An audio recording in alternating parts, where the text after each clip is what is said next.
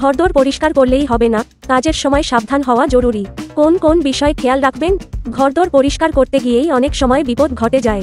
আচমকা চেয়ার থেকে উল্টে গিয়ে চোট কিংবা স্নানঘরে পা হড়কে পড়ে যেতে পারেন সামান্য অসাবধানতায়।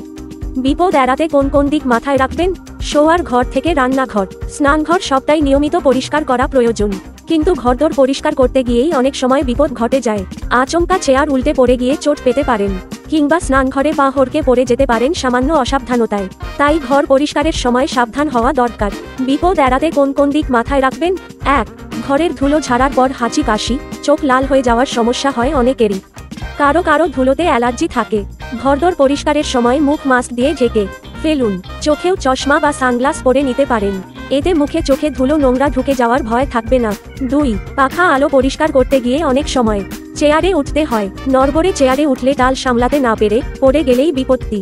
ঘর পরিষ্কার তখন মাথায় উঠবে, ছুটতে হবে ডাক্তারের কাছে। তাই উঁচুতে উঠতে হলে বাড়ির অন্য সদস্যকে বলুন চেয়ারটা ধরতে, বা ছোট পাওয়ালা মই ব্যবহার করুন। 3.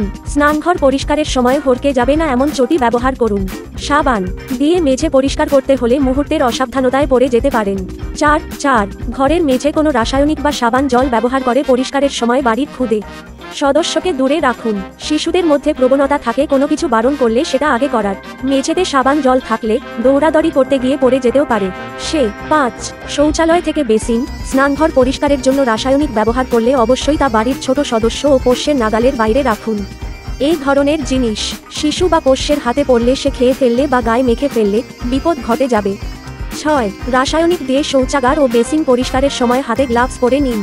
এই ধরনের রাসায়নিক ত্বকের সংস্পর্শে এলে হাত রুক্ষ হয়ে যেতে পারে, এমনকি অ্যালার্জিও হতে পারে। 7. টেবিল, শোকেস পরিষ্কার করার সময় কাঁচ বা ভঙ্গুর জিনিস নিরাপদ স্থানে সরিয়ে রাখুন। আচমকা ধাক্কা খেয়ে জিনিসটি পড়ে গেলে শখের জিনিস তো যাবেই, কাঁচ ভেঙে কাজও বাড়বে, আবার সেই কাঁচ পরিষ্কার করতে গিয়ে চোটও লাগতে পারে। 8. রান্নাঘরে গ্যাস পরিষ্কারের সময়ও সতর্ক প্রয়োজন। কতক্ষণ আগে রান্না হয়েছে খেয়াল রাখুন, নয়তো দ্রুত পরিষ্কার করতে গিয়ে হাত পুড়তে পারে। 9. বিশেষত বর্ষার দিনে বৈদ্যুতিক সরঞ্জাম ব্যবহারের সময় সাবধানতা জরুরি। অনেক সময় সুইচ বোর্ডে শর্ট সার্কিট হয়ে যায়, জল হাতে সুইচ টিপলে বিদ্যুৎস্পৃষ্ট হওয়ার সম্ভাবনা থাকে। 10.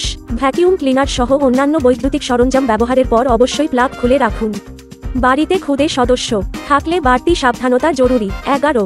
সবচেয়ে আগে সব খবর, ঠিক খবর প্রতি মুহূর্তে ফলো করুন আমাদের ইনসাফ টিভি বাংলা। লেটেস্ট খবর এবং আপডেট জানার জন্য দেখুন ইনসাফ টিভি বাংলা। ব্রেকিং নিউজ এবং ডেইলি শিরোনাম দেখতে চোখ রাখুন ইনসাফ টিভি বাংলা।